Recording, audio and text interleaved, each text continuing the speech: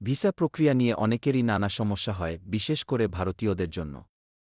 আজ আমি আপনাদের জানাব ৫টি সাধারণ ভিসা সমস্যা এবং সেগুলোর সমাধান কিভাবে করবেন। প্রথম সমস্যা হল ভিসা আটকে যাওয়া। ২০২৪ সালে ভারতীয়রা ভিসা প্রত্যাখ্যানের কারণে ৬৬৪ কোটি টাকা হারিয়েছেন। এর প্রধান কারণ হল অসম্পূর্ণ বা ভুল ডকুমেন্ট, আর্থিক প্রমাণের অভাব এবং পাসপোর্টের মেয়াদ শেষ হয়ে যাওয়া। তাই ভিসা আবেদন করার আগে অবশ্যই এম্বাসির চেকলিস্ট অনুসরণ করুন এবং সব ডকুমেন্ট আপডেট রাখুন। দ্বিতীয় সমস্যা হল কাজের অনুমতি নিয়ে বিভ্রান্তি। কানাডায় লোমিয়া প্রসেসিং টাইম ৫-৮ দিন থেকে বেড়ে ১-৬-৫ দিনে পৌঁছেছে। অনেকেই কাজের অনুমতি শেষ হয়ে যাওয়ার কারণে স্বাস্থ্যসেবা ও স্কুল থেকে বাদ পড়েন। সমাধান হিসেবে গিফমস নোটস ব্যবহার করে আপনার আবেদন স্ট্যাটাস ট্র্যাক করুন এবং এম্বাসি বা ভেরিফাইড কনসালট্যান্টের সাহায্য নিন।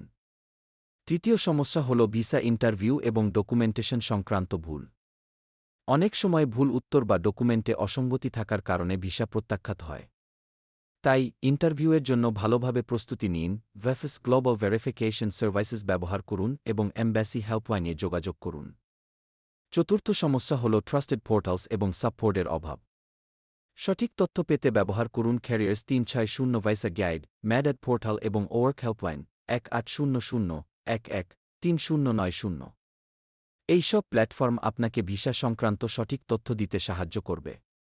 পঞ্চম এবং শেষ সমস্যা হল ভিসা প্রত্যাখ্যান এড়ানোর জন্য কিছু বিশেষ টিপস।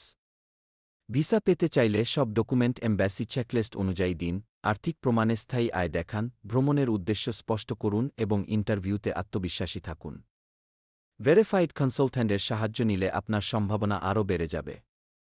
এই সমস্যাগুলো জানার পর আশা করি আপনার ভিসা প্রক্রিয়া আরও সহজ হবে।